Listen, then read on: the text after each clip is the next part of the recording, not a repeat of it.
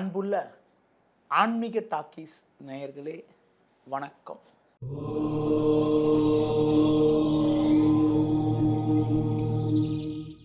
2026ஆம் ஆண்டு மகர ராசிக்கு எப்படி இருக்கும் என தற்போது உங்களிடம் தெள்ளத் தெளிவாக விளக்க உள்ளேன். மகரம் உத்திராடம் 2, 3, 4ஆம் பாதம், திருவோணம், அவிட்டம் 1, 2 ஆகிய நட்சத்திரங்கள் அடங்கிய ராசி மகர ராசி. மகரம் என்பது சனியுடைய ராசி ஆகும். கடின உழைப்புக்கு உதாரணமாக விளங்கக்கூடிய நபராக இருப்பீர்கள். எவ்வளவு கஷ்டங்கள் இருந்தாலும் அதனை வெளிக்காட்டி கொள்ளாமல் உங்கள் உழைப்பால் உயரக்கூடிய நபராக இருப்பீர்கள். உங்கள் காரியத்தில் கண்ணும் கருத்துமாக இருக்கக்கூடிய நபராக விளங்கக்கூடிய உங்களுக்கு நீண்ட நாட்களாக பல்வேறு இடர்பாடுகளை சந்தித்து வந்த உங்களுக்கு இந்த 2026ஆம் ஆண்டு வாழ்வில் ஒரு மிகப்பெரிய ஒரு மறுமலர்ச்சியை ஏற்படக்கூடிய ஒரு ஆண்டாக இருக்கும். ராசிக்கதிபதி சனி பகவான் உங்கள் ராசிக்கு முயற்சி ஸ்தானம் என வர்ணிக்கப்படக்கூடிய 3ஆம் வீட்டில் பலமாக சஞ்சரிப்பது அற்புதமான அமைப்பாகும். கடந்த காலங்களில் உங்களுக்கு 7.5 நாட்டு சனி நடைபெற்றதால் பல்வேறு பிரச்சனைகளை எதிர்கொண்டீர்கள். தற்போது உங்கள் ராசிக்கு சனி பகவான் 3ஆம் வீட்டில் சஞ்சரிப்பதால் கடந்த கால நெருக்கடிகள் எல்லாம் படிப்படியாக விலகி ஒரு வளமான பலன்களை அடையக்கூடிய ஒரு வாய்ப்புகள் உண்டு. உங்களுக்கு இருக்கக்கூடிய பொருளாதார பிரச்சனைகள் குறையும், கடன்கள் விலகும், வாங்கிய கடன்களை பைசல் செய்ய முடியும். எதிலும் தைரியத்தோடு செயல்படுவீர்கள். நீங்கள் மேற்கொள்ளக்கூடிய செயல்களுக்கு நல்ல ஒரு ஆதரவு கிடைக்கும். அதாவது கடந்த காலங்களில் நீங்கள் மேற்கொண்ட செயல்களுக்கு நிறைய தடைகள் இருந்தது. அந்த தடைகள் எல்லாம் தற்போது விலகும். பொதுவாக ஒரு செயல்களை நாம் மேற்கொண்டால் அதில் இடர்பாடுகள் இருந்தால் மனக்கவலையை உண்டாக்கிவிடும். கடந்த காலங்களில் உங்களுக்கு இருந்த இடர்பாடுகள், இருந்த தடைகள் எல்லாம் தற்போது முழுமையாக மறைந்து நீங்கள் மேற்கொள்ளக்கூடிய ஒரு செயல்களுக்கு நல்ல ஒரு ஆதரவு கிடைக்கக்கூடிய அமைப்புகள், எதிர்பார்க்கக்கூடிய உதவிகள் கிடைக்கக்கூடிய அமைப்புகள், பண வரவுகள் சிறப்பார்க்கக்கூடிய அமைப்புகள், பல்வேறு வளர்ச்சிகளை அடையக்கூடிய ஒரு யோகமானது உங்களுக்கு உண்டு. தொழில் வியாபாரத்தில் ஒரு மிகச்சிறப்பான ஒரு முன்னேற்றத்தை அடைவீர்கள். தொழிலை அபிவிருத்தி செய்ய முடியும். வேலையாட்கள் ஒத்துழைப்பு சிறப்பாக இருக்கும். தொழில் முன்னேற்றத்திற்காக நவீன கருவிகளை வாங்கக்கூடிய ஒரு வாய்ப்புகள் உண்டாகும். தொழில் நிமித்தமாக உங்களுக்கு கடந்த காலங்களில் இருந்து வந்த சட்ட சிக்கல்கள் குறையும். வம்பு வழக்குகள் இருந்த இடம் தெரியாமல் மறையும். அது மட்டும் இல்லாமல் பல்வேறு முன்னேற்றத்தை பெறுவீர்கள். போட்ட முதலை எளிதில் எடுக்க முடியும். அடுத்து உத்தியோகத்தில் இருப்பவர்களுக்கு நல்ல வாய்ப்புகள் கிடைக்கும். கடந்த காலங்களில் உங்களுடைய உழைப்புக்கான அங்கீகாரம் கிடைக்கவில்லை என்று ஏங்கியவர்களுக்கு தற்போது நல்ல அங்கீகாரம் கிடைக்கும். உங்கள் திறமைகளை வெளிக்காட்ட நல்ல சந்தர்ப்பம் ஏற்படும். அடுத்து குறிப்பாக உங்களுக்கு பார்த்தோமானால் அதிகாரிகளுடைய ஒத்துழைப்பு மிகவும் சிறப்பாக இருக்கும். வேலைக்கு செல்பவர்களுக்கு கடந்த காலங்களில் தேவையில்லாத ஒரு அவப்பெயர்கள் எல்லாம் எதிர்கொண்டிருப்பீர்கள்.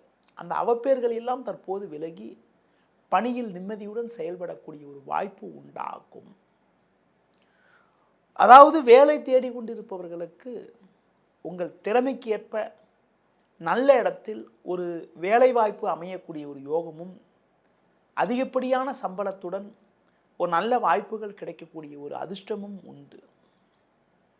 அடுத்து குறிப்பாக ஒரு சிலருக்கு விரும்பிய இடமாற்றங்கள் கிடைக்கக்கூடிய அமைப்புகள், வெளியூர் தொடர்புகள் மூலமாக அனுகூலங்கள் கிடைக்கக்கூடிய ஒரு யோகங்கள் எல்லாம் உண்டாகும். இந்த 2026ஆம் ஆண்டில் ஆண்டுகோள் என வர்ணிக்கப்படக்கூடிய குருவின் சஞ்சாரத்தை பற்றி பார்க்கின்ற பொழுது, குரு பகவான் உங்கள் ராசிக்கு ஆண்டின் முதல் 5 மாத காலங்கள், அதாவது ஜனவரி முதல் ஜூன் 2ஆம் தேதி வரை, ஜனவரி முதல் ஜூன் 2ஆம் தேதி வரை உங்கள் ராசிக்கு ருணரோகஸ்தானமான 6ஆம் வீட்டில் சஞ்சாரம் செய்ய இருக்கிறார். குரு 6ல் சஞ்சரிப்பது பொருளாதார ரீதியாக ஒரு சில நெருக்கடிகளை ஏற்படுத்தக்கூடிய அமைப்பு என்றாலும், குரு உங்கள் ராசிக்கு இயற்கையிலேயே 3-12க்கு அதிபதி என்ற காரணத்தினால், 3ஆம் வீட்டுக்கும் 12ஆம் வீட்டுக்கும் அதிபதி என்ற காரணத்தினால் அவர் 6ல் சஞ்சரிக்கின்ற பொழுது பெரிய அளவில் கெடுதிகளை தரமாட்டார். 6ல் குரு சஞ்சரித்தாலும் சனி 3ல் சஞ்சரிக்கிறது ஒரு மிகச்சிறப்பான அமைப்பு என்பதால் எதையும் சமாளிக்கக்கூடிய ஒரு பலமானது உங்களுக்கு ஏற்படும். அடுத்து குறிப்பாக ஆண்டின் தொடக்கத்தில், குறிப்பாக முதல் 5 மாத காலங்கள் ஒரு சுபகாரிய முயற்சிகளில் தேவையில்லாத இடையூறுகள் இருந்தாலும், 2/6/2026க்கு பிறகு, ஜூன் 2ஆம் தேதிக்கு பிறகு குரு பகவான் உங்கள் ராசிக்கு சமசப்தமஸ்தானமான 7ஆம் வீட்டில் சஞ்சாரம் செய்ய இருப்பது ஒரு மிகச்சிறப்பான அமைப்பாகும். குரு 7ல் சஞ்சரிக்கின்ற பொழுது பல்வேறு வளமான பலன்களை அடையக்கூடிய ஒரு வாய்ப்புகள் உங்களுக்கு உண்டு.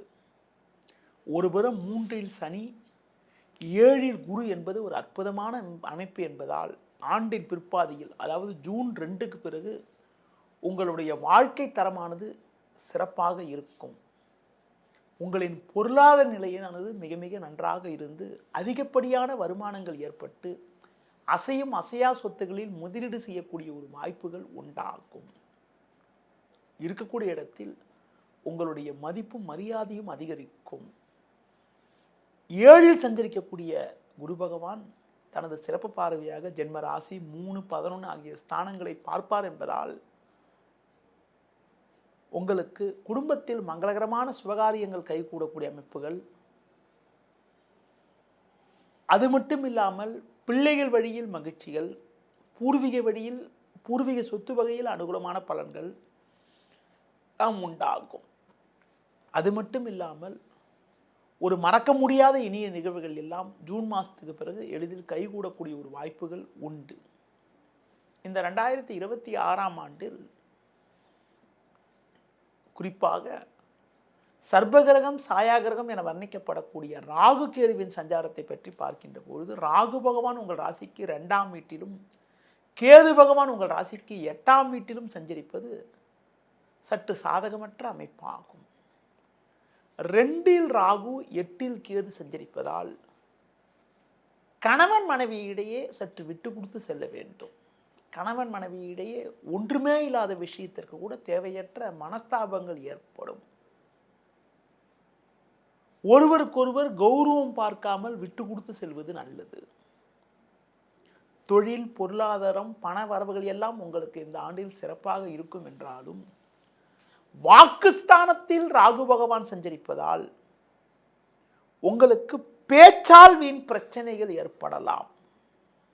நீங்கள் விளையாட்டுத்தனமாக பேசுவீர்கள், அதனை மற்றவர்கள் தவறாக எடுத்துக்கொள்ளக்கூடிய ஒரு வாய்ப்புகள் உண்டு.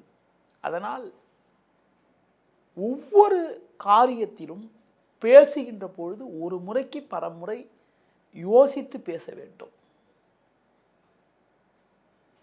நெருங்கியவர்களை அனுசரித்து செல்ல வேண்டும். கேது பகவான் உங்கள் ராசிக்கு 8ஆம் வீட்டில் சஞ்சரிப்பதால் ஒரு சிலருக்கு வயிறு சம்பந்தப்பட்ட பிரச்சனைகள், சாப்பிடுகின்ற சாப்பாடு ஒத்துக்கொள்ளாத நிலை, அதன் காரணமாக வயிறு சம்பந்தப்பட்ட பிரச்சனைகள் எல்லாம் உண்டாகலாம். உணவு விஷயத்தில் சற்று கட்டுப்பாடோடு இருக்க வேண்டும். அடுத்து குறிப்பாக தேவையற்ற தூர பயணங்களை தவிர்ப்பது மிக மிக நல்லது. இந்த 2026ஆம் ஆண்டை பொறுத்த வரைக்கும் குடும்ப உறுப்பினர்கள் மற்றும் நெருங்கியவர்களிடம் பேசுகின்ற போது மட்டும் சற்று கவனத்தோடு பேசிவிட்டால் தொழில், வியாபாரம், உத்தியோகம் போன்ற விஷயங்களில் ஒரு வளமான பலன்களை அடையக்கூடிய ஒரு வாய்ப்புகள் உண்டு.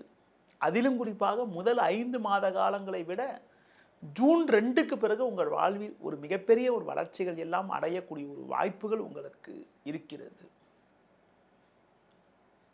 பொறுமையை கடைபிடித்தால் ஒரு மிகப்பெரிய ஒரு வளர்ச்சி காத்திருக்கிறது. அதிலும் முன்கோபத்தை குறைத்தால் ஒரு மிகப்பெரிய ஒரு முன்னேற்றங்கள் உங்களுக்கு உண்டு. இந்த ஆண்டில் அம்மன் வழிபாடு, துர்க்கை வழிபாடு மேற்கொள்வது, சர்வேஸ்வரர் வழிபாடு மேற்கொள்வது, விநாயகர் வழிபாடு மேற்கொள்வதன் மூலமாக ஒரு வளமான பலன்களை அடையக்கூடிய ஒரு வாய்ப்புகள் உங்களுக்கு இருக்கிறது. இந்த 2026ஆம் ஆண்டில் எந்தெந்த மாதங்களில் நீங்கள் ஏதாவது ஒரு புதிய முயற்சிகளை மேற்கொண்டால் மேலும் ஒரு வளமான பலன்களை அடைய முடியும் என பார்க்கின்ற பொழுது, பொதுவாக ஜூன் 2க்கு பிறகு ஒரு சில வளர்ச்சிகளை அடையக்கூடிய ஒரு வாய்ப்புகள் உங்களுக்கு இருந்தாலும், மாதக்கோள் என வர்ணிக்கப்படக்கூடிய சூரியனின் சஞ்சாரத்தை பற்றி பார்க்கின்ற பொழுது, பங்குனி, ஆனி, ஐப்பசி, கார்த்திகை மாதங்களில் சூரியனானவர் சாதகமாக சஞ்சரிப்பார் என்பதால் அந்த மாதங்களில் நீங்கள் மேற்கொள்ளக்கூடிய முயற்சிகளுக்கு ஒரு மிகச்சிறப்பான பலன்கள் கிடைக்கக்கூடிய ஒரு வாய்ப்புகள் உங்களுக்கு உண்டு. நேயர்களே, இதுவரை மகர ராசிக்கான 2026ஆம் ஆண்டுக்கான புத்தாண்டு பலன்களை பார்த்தோம். மற்ற ராசிகளுக்கான புத்தாண்டு பலன்களை அறிந்து கொள்வதற்கு உங்களது ஆன்மீக டாக்கீஸ் யூடியூப், ஃபேஸ்புக், இன்ஸ்டா பக்கங்களை பார்க்கவும். நன்றி, வணக்கம்.